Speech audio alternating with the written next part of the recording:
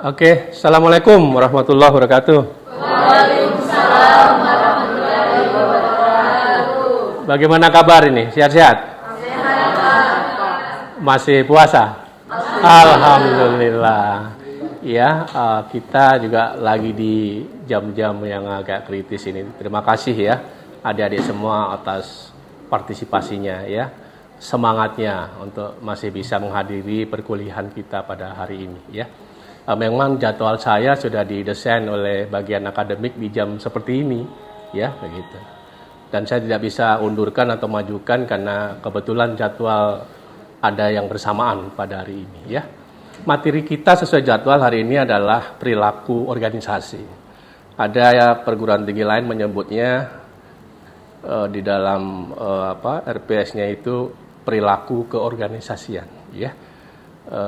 Diambil diterjemahkan dari bahasa aslinya organizational behavior. Ini gaya Amerika, kalau yang gaya UK-nya ada U-nya di situ.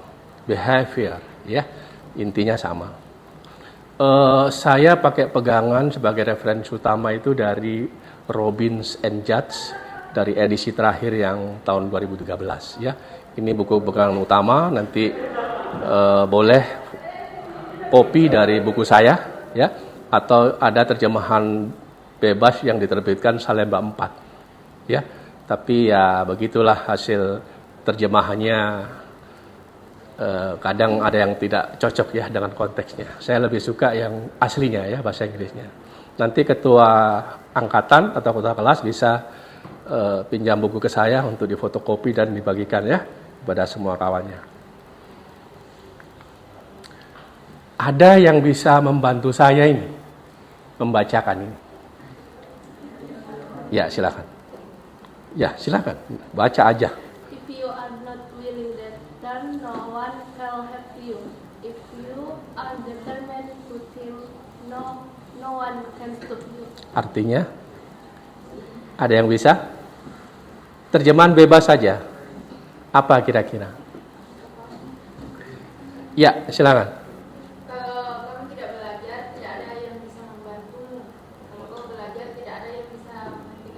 Aplaus dulu, ya.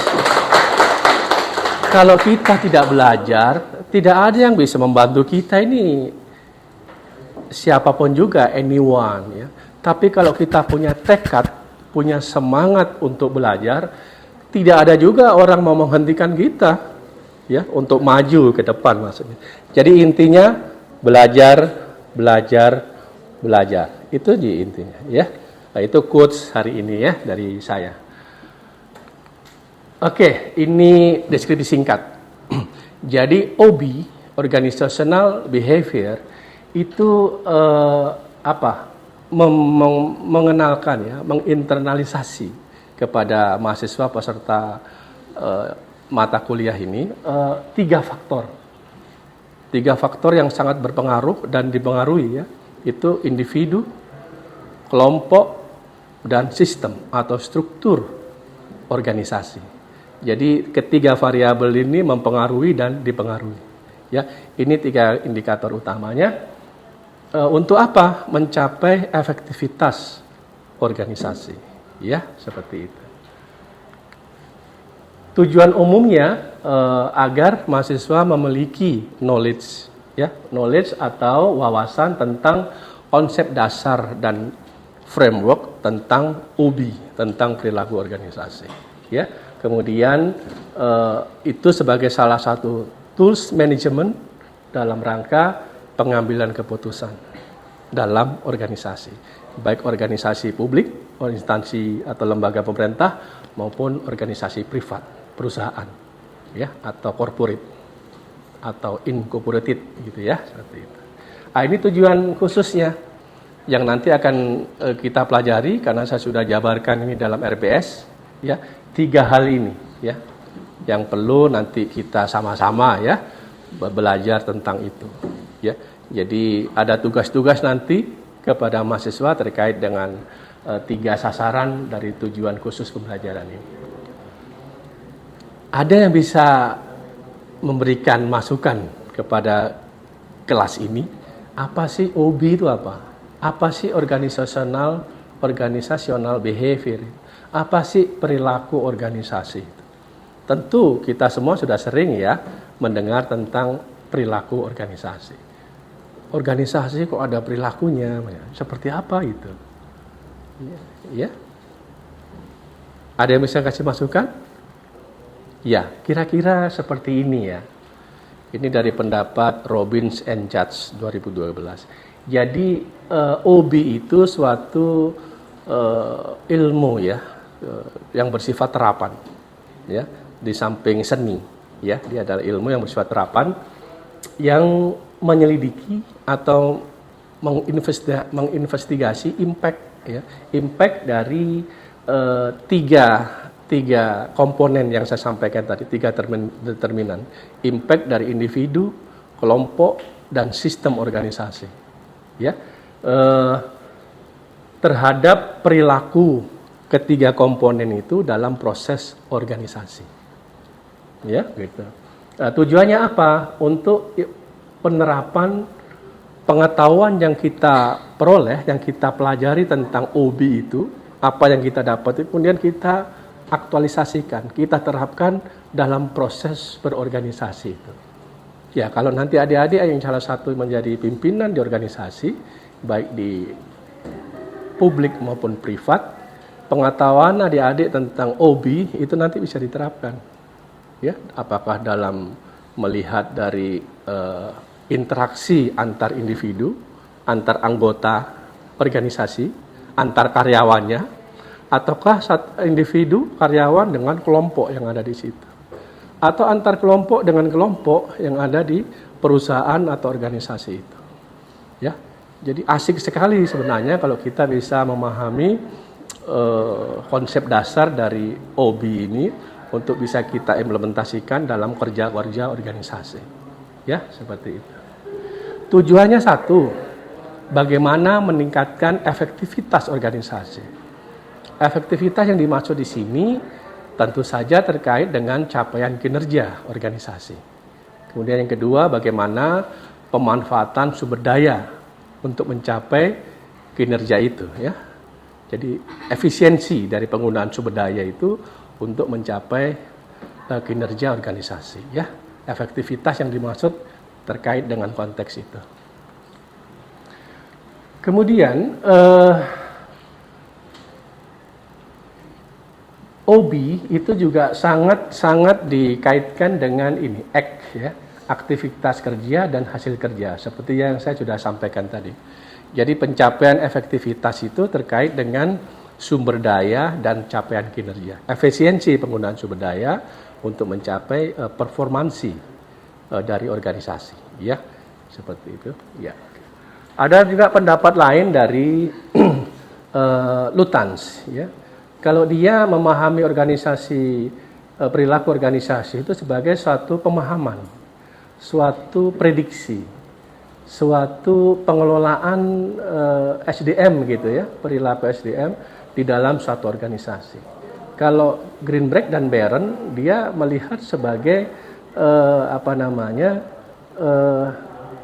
bidang yang mencari peningkatan pengetahuan tentang semua aspek perilaku dalam pengaturan organisasi melalui penggunaan metode ilmiah. Ini sebenarnya sama dengan pendapatnya Judge dan Robbins, ya. Jadi OB itu dia melihat sebagai suatu ilmu pengetahuan, ya, di mana ilmu pengetahuan itu kita terapkan dalam kerja-kerja organisasi. Ya.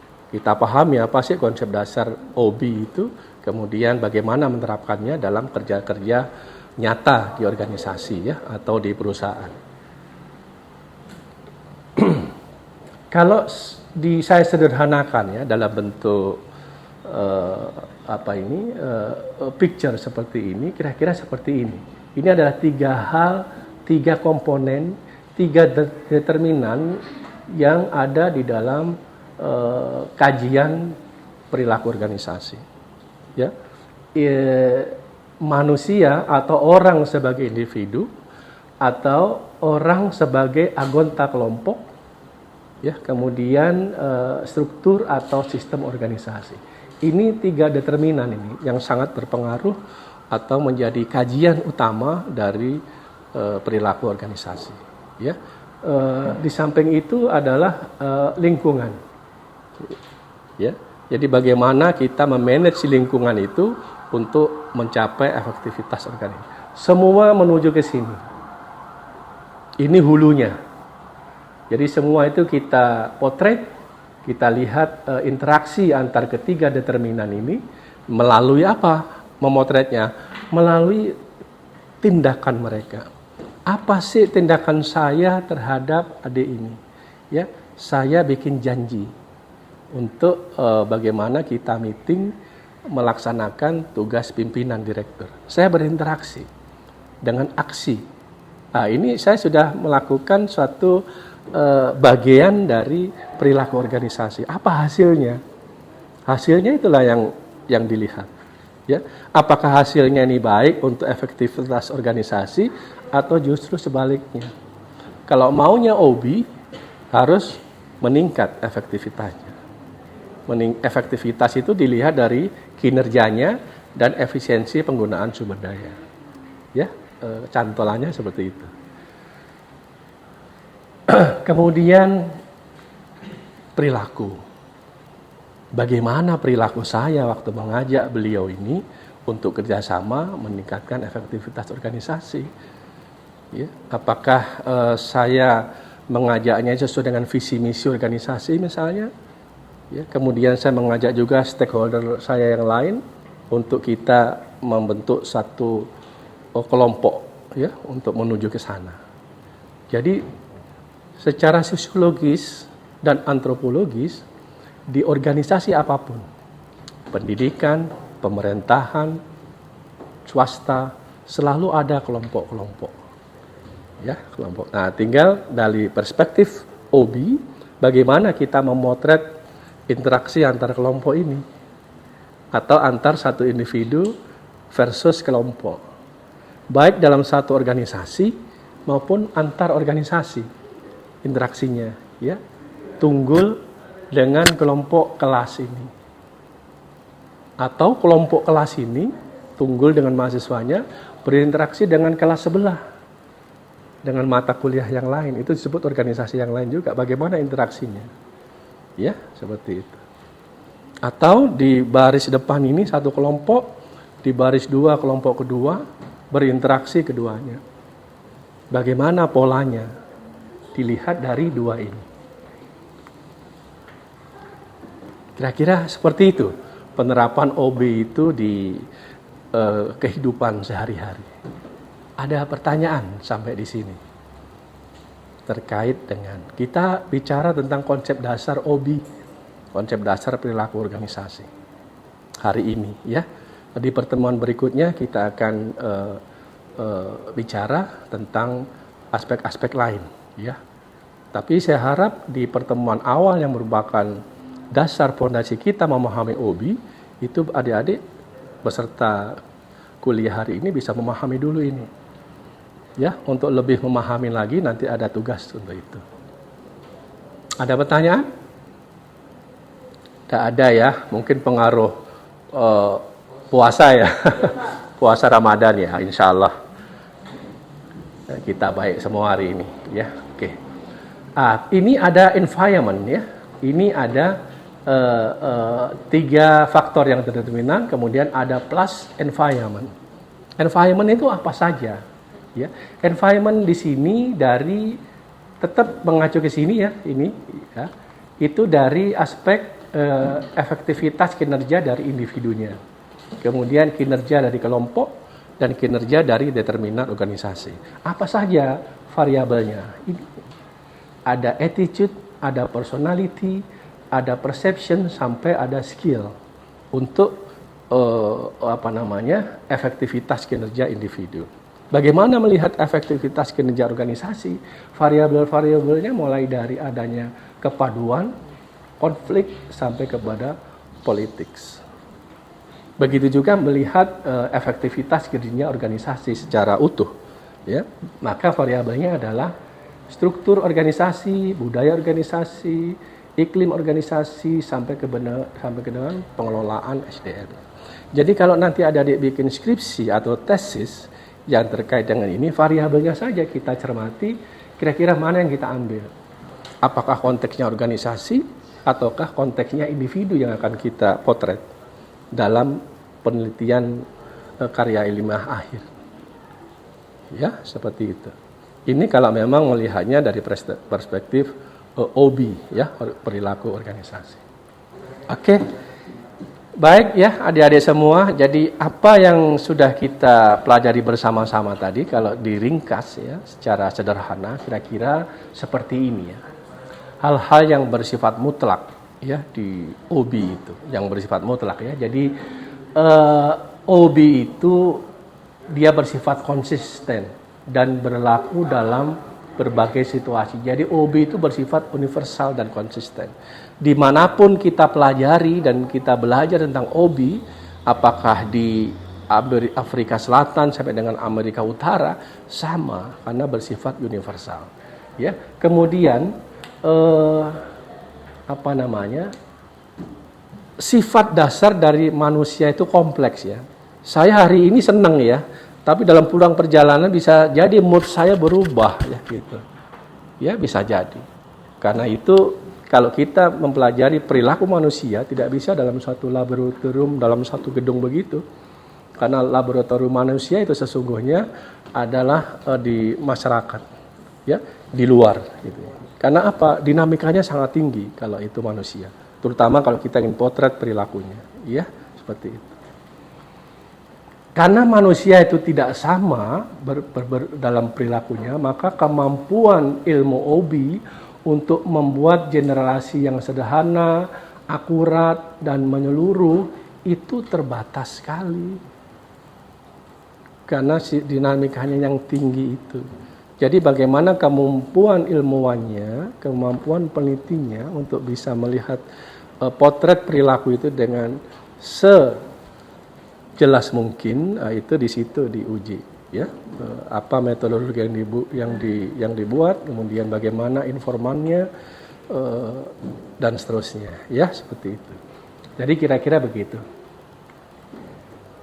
Jadi bersifat situasional atau kontingensi. Ini menurut Robin and Judge. Jadi tidak bisa kita plot harus warna merah, ya. Jadi sangat-sangat situasional. Apa yang berlaku di ITB Nobel Indonesia, perilaku mahasiswanya bisa jadi berbeda dengan di Universitas Muhammadiyah Makassar. Bisa jadi berbeda dengan di UKIP Paulus misalnya, ya. Karena situasional, ya, seperti itu. Jadi kita nggak bisa mengejas bahwa perilaku mahasiswa ITB Nobel itu linear dengan perilaku mahasiswa di Universitas Muhammadiyah Makassar. Tidak bisa dijudge seperti itu, ya. Dalam konteks atau dalam perspektif perilaku organisasi, ya. Kita hari ini kita bicara ini, ya. Oke. Ini referensi yang wajib adik-adik miliki, ya, khususnya di Robbins and Judge. Kemudian di ini ya DAF untuk teori organisasinya. Ini buku wajib ya. Yang selebihnya itu referensi pendukung. Ada 2 buku saya wajib. Nanti ketua kelas bisa hubungi saya sebentar. Saya berikan asli saya punya ya. Nanti di fotokopi ya mohon jangan rusak dan kembalikan lagi ya. Karena yang tahun-tahun sebelumnya tidak kembali lagi bukunya ke saya ya. Saya mesennya ya nggak sebentar untuk pesan itu ya, agak lama. Ya seperti itu. Bisa dibacakan yang lain. Quotes kedua today. Second quotes. Silakan dibacakan. Agak kenceng dong suaranya. Ya.